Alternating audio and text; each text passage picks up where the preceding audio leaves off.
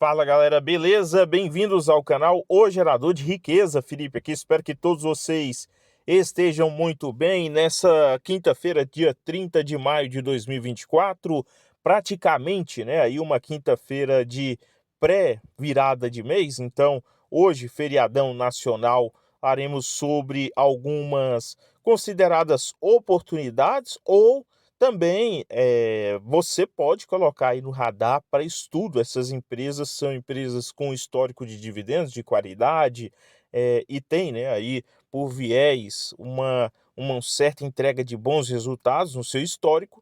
Então, Bradesco não dá para deixar passar nesses preços, né, Bradesco na casa aí abaixo dos R$ 12, BBDC 3 e BBDC 4 também acompanhando nessa queda. Falaremos sobre essa perspectiva de curto prazo em relação a preços.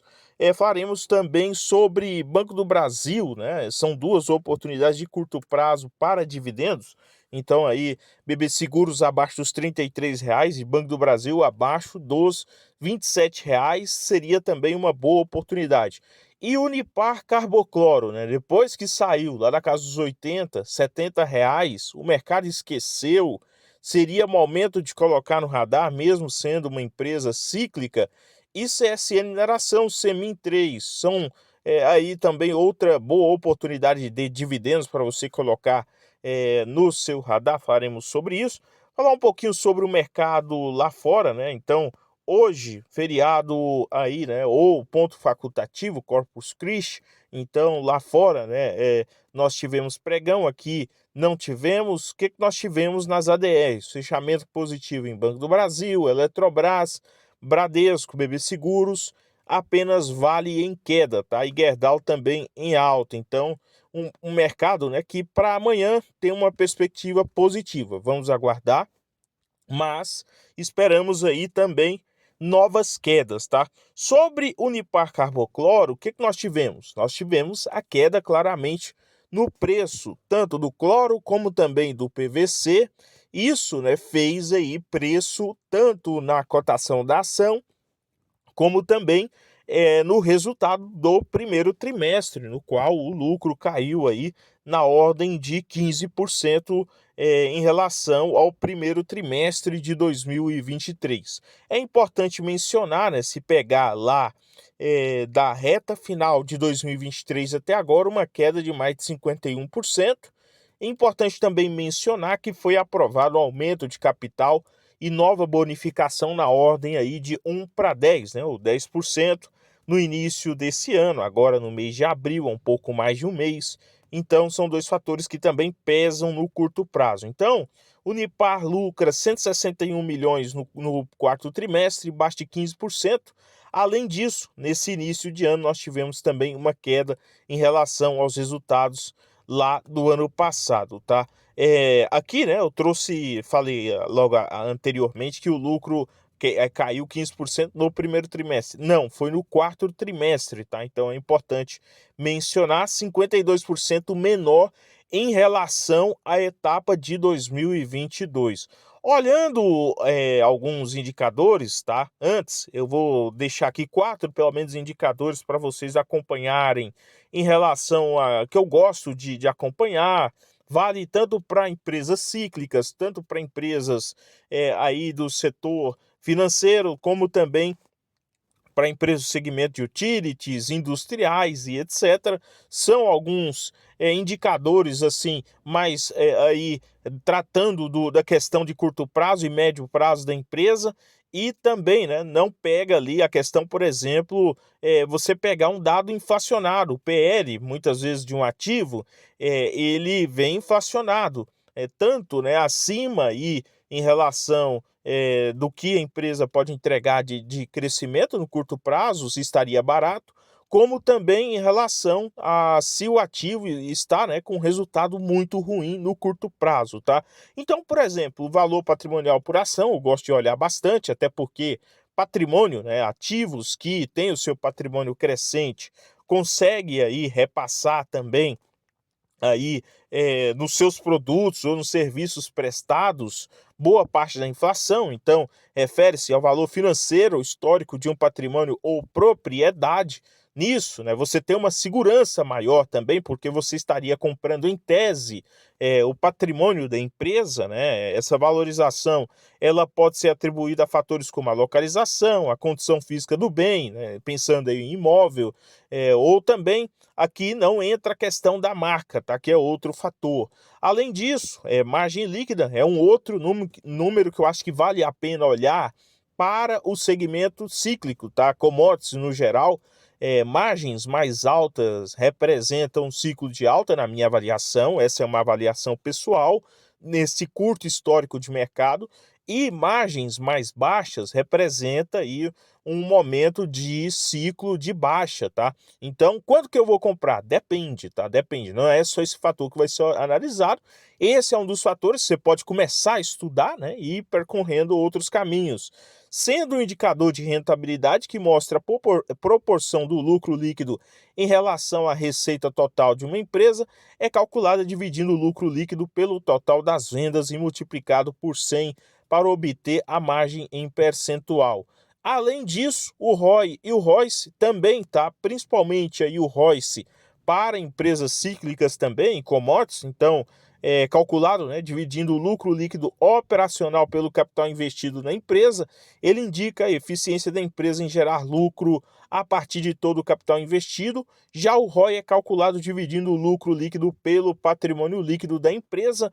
O ROI, eu acho que toda empresa, né, tem que ter essa medida para análise no geral, tá? Então, se você vai analisar um banco, se você vai analisar uma empresa do segmento industrial, é importante analisar, até porque todas elas, né, aí têm o seu patrimônio líquido e se a empresa não consegue entregar lucro líquido dentro daquele patrimônio, quer dizer que ela não consegue também ser eficiente com o capital individual e com o capital de terceiros, aí é outra medida do ROIs. Então, nesse sentido, né, liquidez corrente também é importante, porque ela traria aí a questão da suficiência, né, da empresa em possuir ativos para quitar com as suas obrigações de curto prazo. Superior a uma vez, né, indica que a empresa possui ativos circulantes, ou seja, em menos de 12 meses aquilo pode se tornar caixa, pode entrar 12 meses, um período de curto prazo pode se tornar caixa para a empresa e não teria dificuldades aí, ou até mesmo pagamento de dividendos, tá? Então, falando sobre isso aqui na prática, olhando aqui claramente, né, destaque para o NIP 6, uma série histórica, preço ou valor de patrimônio, você tem aqui hoje negociando a 2 vezes, parecido com a sua média histórica, então não daria aqui para nós tirarmos uma conclusão, mas olhando o preço sobre receita, ela está muito parecido lá com 2020 e 2019, tá? E inferior a 2022 e 2023. Então já é um dos caminhos também que poderíamos percorrer. E margens líquidas, tá? Aí de 13% também parecido com 2020 e 2019, que foram períodos de baixa aí do preço do PVC e também do cloro, né? Então, aqui nós teríamos nos 13,16 inferiores ao período de alta de 2022, que foi de 18%, tá? Então, poderíamos também trabalhar nesse sentido. Olhando outros fatores, nós vemos, né, um crescimento de valor de patrimônio saindo lá dos R$ 15 para os R$ 22 agora, né, dos R$ 15 lá em 2019 para os R$ 22 em 2024. E olhando o lucro por ação, você tem um certo recuo, praticamente, né, a metade em relação a 2022, que foi de 12,76 lucro por ação, tá? Então, lucro, né, dividido pela quantidade de ações ou base acionária, bruto, você teria, aliás, líquido, você teria aí 12,76 e 5,18 nesse início agora de 2024, ou seja, mostrando que a companhia, nesse momento, ela tem resultados abaixos, tanto no sentido de lucrativo, como, né, em um período também de baixa do segmento do cloro e PVC. E olhando liquidez corrente, acho que é um fator que poderia pesar muito, você tem uma percepção de melhoria, né, na questão. É claro que ela emitiu dívida, debêntures no curto prazo para poder ter um caixa maior, mas uma liquidez corrente de 2,73 vezes, crescente essa liquidez corrente, ou seja, ela consegue pagar suas contas e ainda sobraria muito ativo aí, tanto para poder, né, aí entregar lucratividade e pagar dividendos aos acionistas, fora um ROIC, demonstrando claramente que é um ciclo de baixa, um momento de baixa, 8% versus 44% em 2022. Então, com esses números, eu acho que vale a pena estudando os próximos trimestres de Unip 6, tá? E também ir avaliando a questão se ela irá, né, no curto prazo, desempenhar aí também melhor, performar melhor e ter, né, essa diferença em relação ao preço de tela, podendo entregar oportunidade na minha avaliação para aportes, tá? Sobre Semin, CSN Mineração, claramente uma queda de 25%, 28% nos últimos 6 meses, considerando o pico lá do topo, em que nós tivemos ela nos R$ 8,00, Semin 3, nós tivemos até agora uma queda de 36%, fora os dividendos, né? Semin, acredito que é um fator diferente, tá? A precificação aqui é mais pela queda no minério de ferro e o mercado ele foi pego de surpresa porque Semin entregou nesse início do ano de 2024 bons resultados, entregou no quarto trimestre de 2023 bons resultados e entregou dividendos, tá? Então eu acho que é um pouco diferente o caso aqui em relação a Ultrapar, tá? Nesse sentido aí. PL hoje nos 7,7 vezes, versus 7,59 vezes em 2022, que foi um período ali de boa ponto de entrada para aportes, tá? Quem comprou ali nos 4, 3,50 conseguiu praticamente dobrar o seu capital além dos dividendos, tá? Precificação em relação ao faturamento, 1,56 vezes, versus 1,69 em 2022, e se olhar 2023, estaria em 2,27 vezes. E aqui, né, mesmo o PL não sendo o mais eficiente, né, dos indicadores, você tem que o PL estava em 12 vezes, indicando claramente que seria difícil a companhia entregar, né, continuar entregando lucro tão alto no sentido de valorização das ações, ou seja, dobrar o lucro em relação ao que a companhia veio entregando no preço da ação, né, que é um fator que o mercado denomina no curto prazo, tá? Olhando sobre o fator de margem líquida, você tem margem líquida parecido também com 2022, tá? E também EV/EBITDA, tá? Que é um outro fator, olhando aqui para faturamento, até porque o volume vendido nesse segmento é importante, ou seja, o que a companhia conseguiu faturar, retirou os custos ali de frete marítimo, principalmente é muito importante, você tem números até melhores que 2022, ou seja, na minha avaliação seria, né, nesse sentido, algumas das partes aí a serem estudadas no sentido de oportunidade, tá?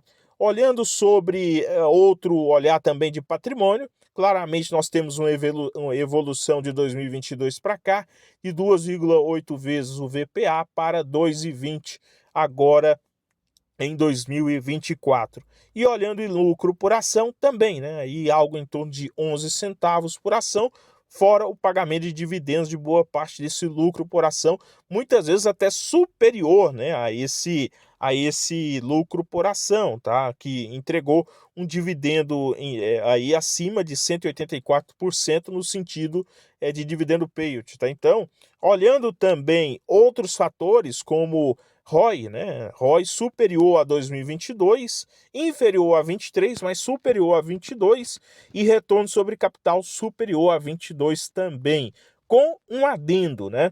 Maior liquidez corrente e dívida líquida sobre EBITDA negativa, ou seja, a dívida ela faturou mais, né? Antes dos custos aí operacionais, faturou mais hoje, né? Ela consegue faturar mais do que ela tem de dívida, tá? Então, endividamento negativo, para mim, uma das primazias de se comprar um ativo de qualidade, mesmo com é a commodity, o minério de ferro, em queda, tá? Então, acho que é um dos fatores também a ser observado, ela trabalhando, né, com menos dívida do que patrimônio. Dívida bruta aí de 0,69 vezes o patrimônio, ou seja, mais patrimônio do que dívida. Um outro fator a levar em consideração, e liquidez corrente 2,79 vezes versus lá 2,07 vezes em 2022. Esses números podem piorar, né? Podem ter uma certa piora. Aqui, o que eu acredito? ROI, ele pode cair, né, se o cenário de minério de ferro piorar, para casa dos 20. Não seria nenhum absurdo. Mesmo assim, estaríamos falando de uma lucratividade mantida, né? Lucro por ação, você não consegue derrubar ele da noite para o dia, tá? Acho que é um fator que pesa muito. E VPA também, tá? Então aqui também pesa muito. Então a empresa tem caixa, valor em patrimônio muito forte, fora o momento que ela entrega uma grande parcela em investimentos. Sobre Bradesco, né, abaixo dos R$ 12 e uma menor cotação aí também nos últimos meses. E, né, o cenário de Bradesco, o mercado ele precifica tanto, né, aí os resultados de Bradesco, até pior do que o momento lá da pandemia de 2020, né? Olhando essa precificação, seria claramente que Bradesco entrega um PL em relação aos pares superiores, e também, né, a questão de inadimplência maior, uma carteira de crédito pior.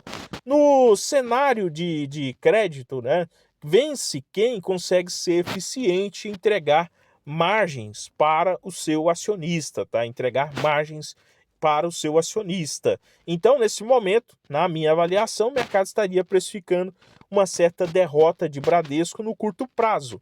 Mas a pergunta que fica, tá, é até que ponto vai esse sentimento aí de derrota no Bradesco, tá? Então, acho que tem uma virada aí no médio e longo prazo.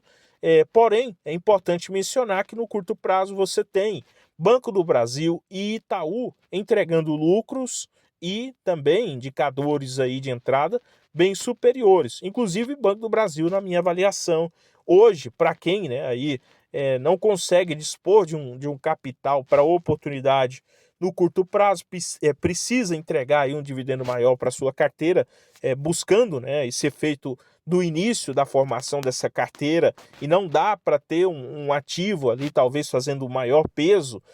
Hoje, o Banco do Brasil seria esse grande vencedor no sentido aí de aportes, tá? Então vamos acompanhando, não dá para deixar de acompanhar também como possível aporte. Mas, pessoal, o vídeo não representa uma recomendação de compra ou venda de ativos. Inscreva-se, compartilhe, curta o nosso canal, O Gerador de Riqueza, se torne membro, né, os novos membros aqui. Um forte abraço, no mais, a todos vocês, bons aportes, excelente pregão aí nessa sexta, e até o próximo, valeu demais!